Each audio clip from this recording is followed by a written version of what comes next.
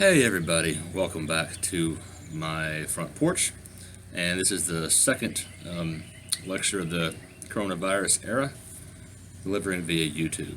Please watch the video, post in the comments below letting me know that you've seen it. You can also send me a text message letting me know you've seen it, but if you're already watching it, why not just post a comment and get it over with?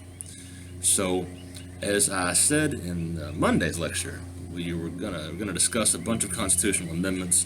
We're gonna talk about the First Amendment to the Constitution today.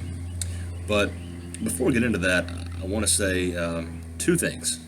Number one, it's kind of a housekeeping issue with the class. That's going to make an assignment as part of this lecture that will be due next week. That's very similar to one of your quizzes, but it's something that's designed specifically to address one of the learning outcomes in your syllabus for this class, and to let the administration at Simmons know that professors are keeping up with our syllabi during these unusual times of remote instruction.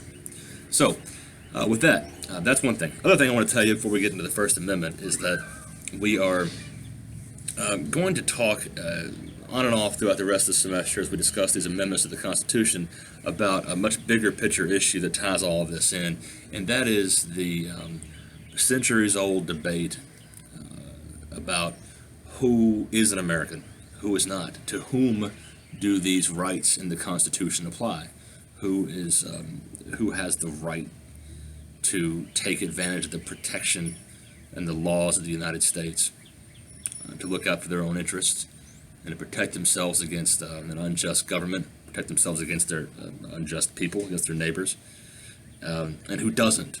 And that has really evolved over time. The short answer is that today, the laws of the United States, they're not always enforced equally. They're not always enforced this way, but they are supposed to apply to every person who not only is a citizen but is within our borders. But let's keep it a little simpler and talk about citizens, people who are born in the United States or have naturalized, have moved their citizenship to this country. And the Constitution and the amendments we're getting ready to talk about certainly apply to those people. And those are people like me and most of you all. There's laws that specifically state that you do not lose any of the rights guaranteed by the Constitution because of race, religion, gender, national origin, ethnicity, sexuality, etc., etc., etc. And so with that, let's keep that in mind. And we'll talk about Plessy versus Ferguson. We'll talk about Dred Scott.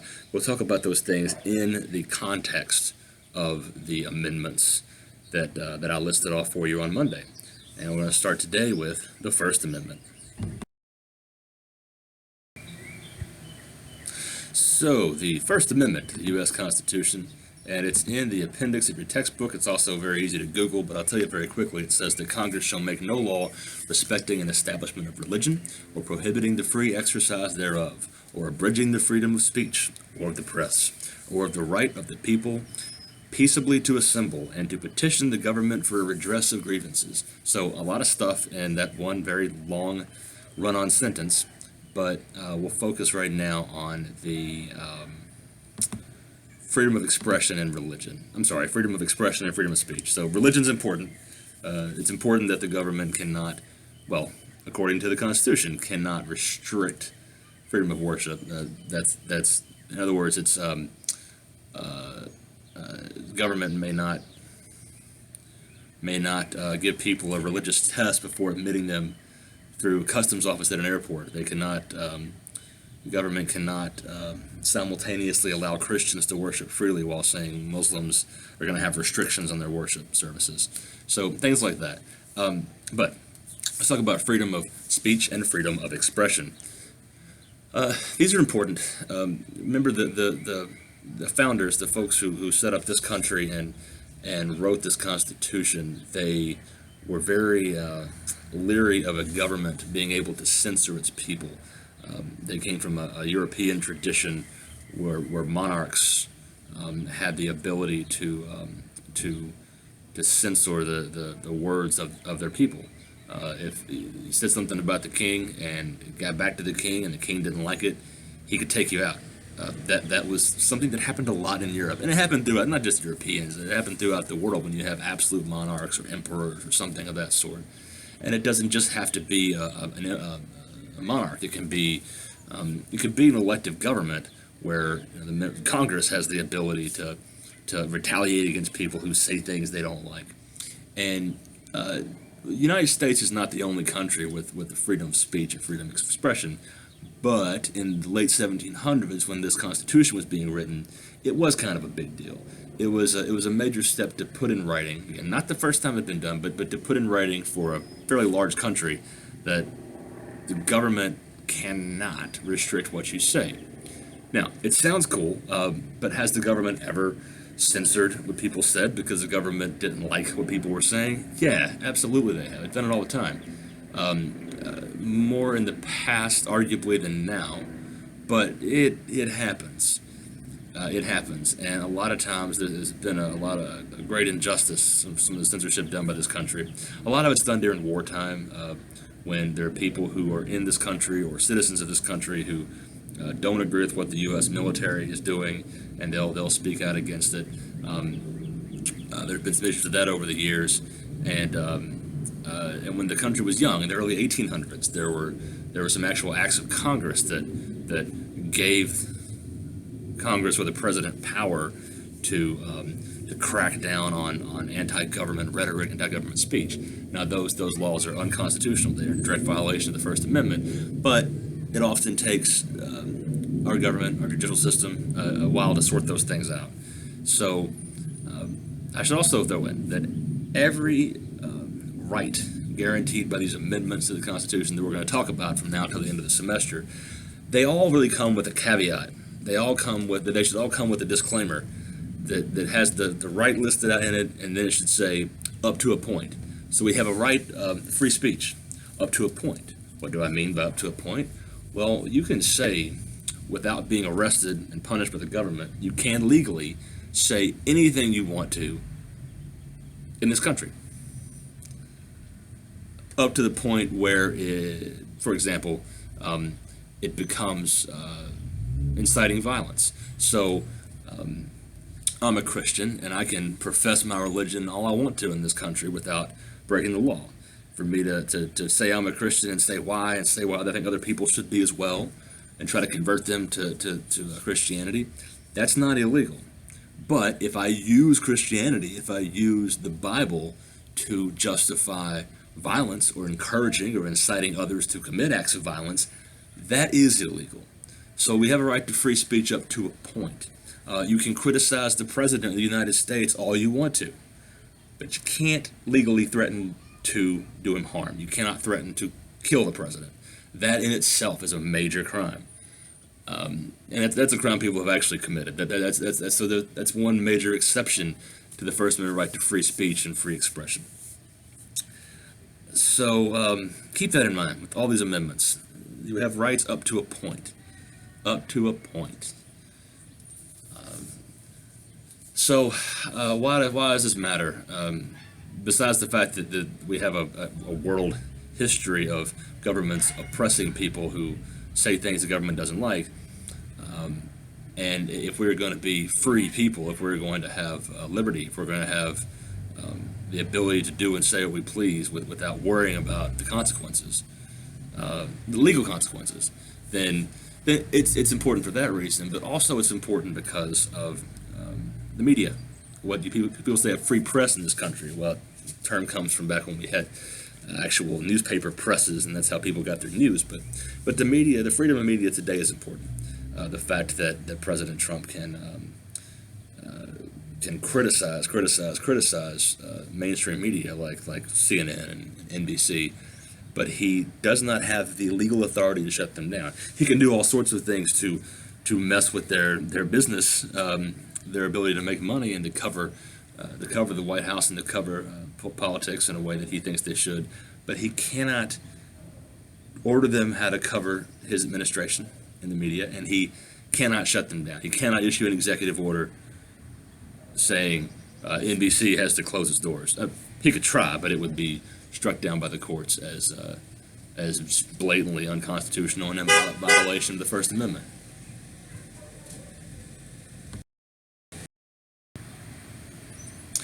Yeah, so that's what the amendment is, and why the speech and expression language in there is important. Now, you're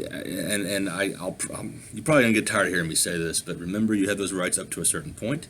They cannot be harmful to others. Oh, I should have mentioned, you also cannot legally say whatever you want about another person if it's a lie and it harms them in some way. That's defamation. That's when, like maybe you call Simmons College and tell them that I committed some kind of crime trying to get me fired. That I didn't do it, and it's not true. Well, I mean, you've committed something that at the very least I can sue you for it, and that's good. We shouldn't just be able to say anything harmful we want to say about someone else.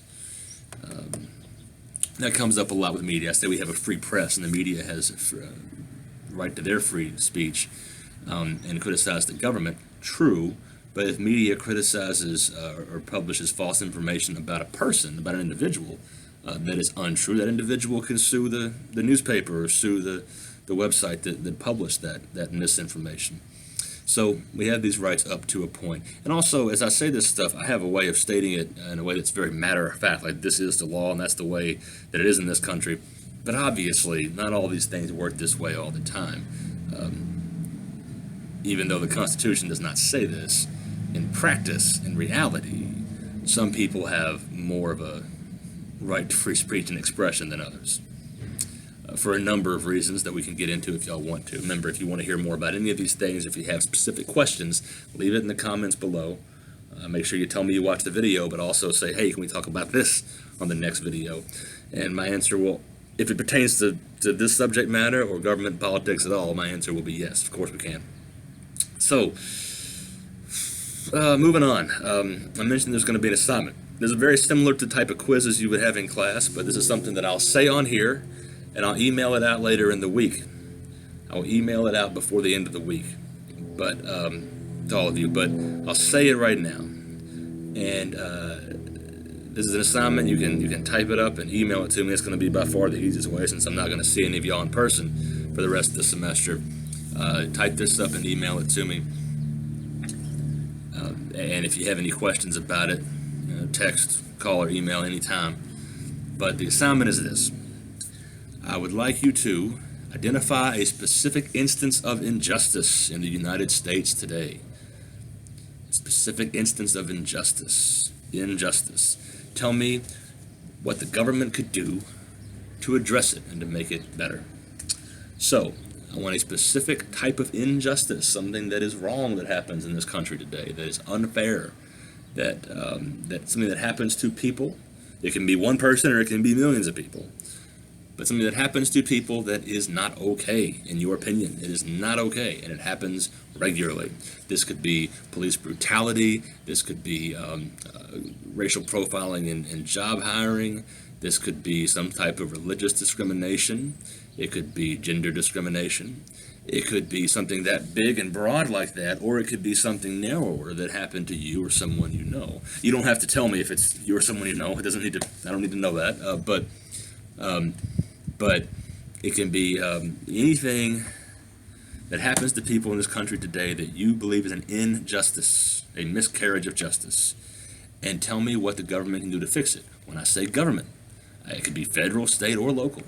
For the purpose of this class, it'll be probably easier for you to write about and easier for me to grade it if you stick to the federal government, if you stick to some violation of rights under the Constitution. But remember that the Constitution and these rights only apply to the government itself. The government cannot censor our speech. The government cannot search our homes illegally. And that's what these rights are about. But tell me one injustice that happens in the United States today, and tell me what the government should do to fix it. I realize that's pretty open-ended, but that's. I want you all to think. I want you all to write about something that's important to you, and and I think everyone will probably have fairly different answers, and I look forward to grading those. So one more time, identify an injustice in the United States today, and tell me what the government can do to fix it. So with that, that's the review of the First Amendment. I told you why it matters, and gave you some examples.